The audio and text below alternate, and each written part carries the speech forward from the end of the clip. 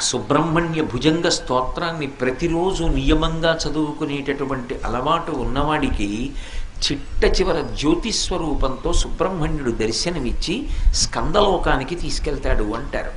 అంత శక్తివంతమైనటువంటి సుబ్రహ్మణ్య భుజంగాన్ని తిరుచెందూరు అని సముద్రపుటున్న ద్రవిడ దేశంలో ఉంది క్షేత్రం. ఆ తిరుచెందూరులో కూర్చుని శంకరాచార్యులు వారు రచన చేశారు. ఆయన ఆ స్తోత్రాన్ని రచన చేసేటప్పుడు మొట్టమొదట విఘ్నేశ్వరుణ్ణి ప్రార్థన చేశారు. ఆ ప్రార్థన చేస్తూ బహు చిన్న శ్లోకాన్ని ఒకదాన్ని ఇచ్చారు. అందులో సదాబాల రూపాపి విఘ్నాద్రిహంత్రి మహాదంతివక్త్రాపి పంచాస్యమాన్య విధీంద్రాదిమృగ్యా